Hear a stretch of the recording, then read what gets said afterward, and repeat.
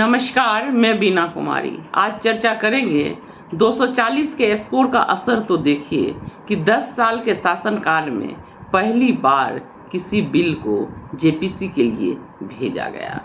संसद में कल पेश किया गया वक्फ संशोधन बिल 2024 पर सत्ता पक्ष और विपक्ष में जमकर संग्राम हुआ। विपक्ष इस बिल को संविधान और मुसलमानों पर हमला बताता रहा।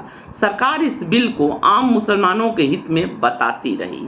सरकार ने विपक्ष पर यह भी आरोप लगाया कि विपक्ष मुसलमानों को बहका रहा है, गुमराह कर रहा है। वक्फ संशोधन बिल 2024 क्या है, इसका क्या असर होगा, सरकार की मंशा क्या है, यदि ऐसे तमाम मुद्दे हैं जिस पर व्यापक बहस की आवश्यकता है।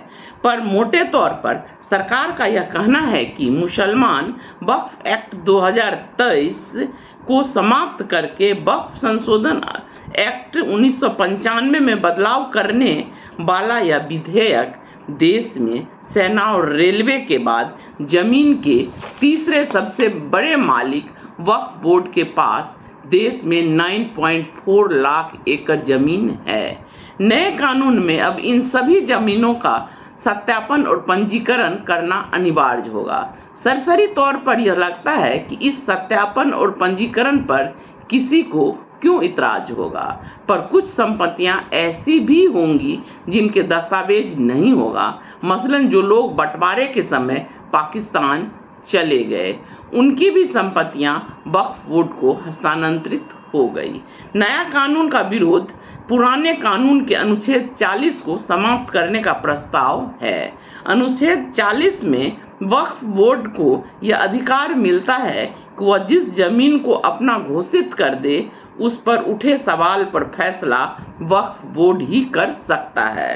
वक्फ संशोधन बिल 2024 क्यों सही है, क्यों गलत है, इस पर देशव्यापी बहस छिड़ गई है, जिसका निर्णय आने वाले समय में होगा। आज इस पर चर्चा करना हमारा विषय भी नहीं है। हमारे चर्चा का केंद्र बिंदु यह है कि कहा जा रहा है कि सरकार ने विपक्ष के भारी विरोध के बीच इस बिल को संयुक्त संसदीय कमेटी यानी जेपीसी के पास भेजा गया। पर सोच के देखिए, मीडिया का यह कवरेज सही है क्या? केवल विपक्ष के हंगामे की वजह से इस बिल को जेपीसी को भेजा गया या 240 के स्कोर का असर है? जेडीयू और टीडीपी जैसी सरकार की सहयोगी को मुसलमानों का वोट मिलता रहा है। बकौल अखिलेश यादव, भाजपा ने अपने हार्डकोर समर्थकों को खुश करने के लिए इस बिल को लाई हो, तो इस परिस्थिति में इस बिल का पास होना जेडीयू और टीडीपी जैसे घटक दलों के राजनीतिक भविष्य पर प्रश्न चिन्ह लगा देता। टीडीपी और जेडीयू ने भले ही बिल के समर्थन में सदन में भाषण दिया हो, पर वो कभी नहीं चाहेंगे कि यह बिल वह सरकार पास करे जिसे वह दोनों दल समर्थन कर रहे हैं। चिराग पासवान तो सदन में भी इस बिल के पक्ष में नहीं बोले और विस्तृत चर्चा के लिए जेपीसी में भेजने की मांग की, और फिर सरकार ने इस बिल को जेपीसी में भेजा।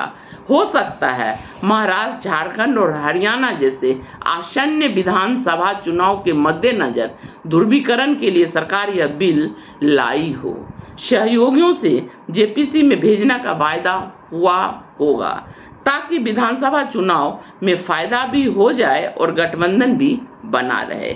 यही 240 के स्कोर का असर है। वरना याद कीजिए, इस तरह के संवेदनशील बिल को कभी जेपीसी में भेजा गया है?